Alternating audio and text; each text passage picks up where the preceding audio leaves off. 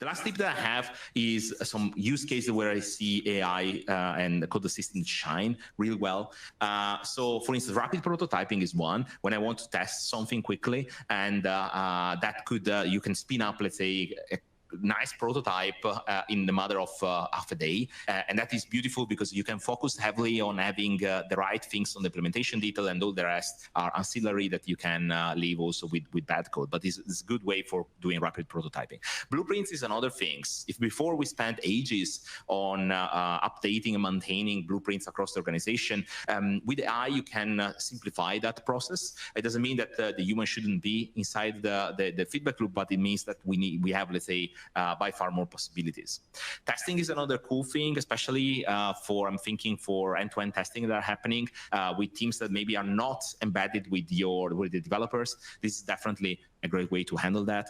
Documentation, struggle to update the documentation. Usually when you have like a meta language like Mermaid.js or similar, and you ask AI to extract from infrastructure as code or other things, your diagram, you can have by far better result than building straight away from code the UI or the diagram. Obviously, it doesn't solve all the problems. It could solve some narrows problem, but it might be, let's say, something that you look at.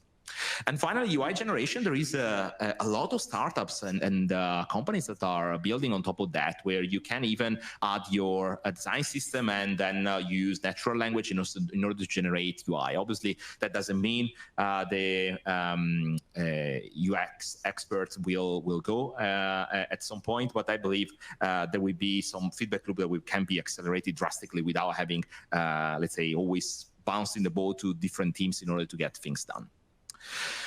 So in general, what I want to, let's say, convey with this talk is that you need to invest time to provide the right context inside your system, because if you have clarity of intent, the LLM will provide you better result.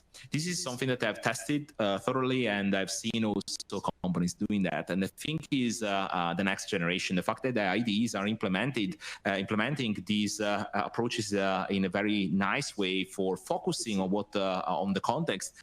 It speaks volume, in my opinion, on where we are, the direction of travel we are having. So if you're interested in more about micro-frontends, I have a newsletter that I basically is fortnightly newsletter where I share what's happening in the community. And also the second edition of the book that Neil was mentioning at the beginning will be available at the end of November with basically 7 new chapters. Let's say rip apart the entire first edition and add more opinions, more case studies, and more insights, including the AI part.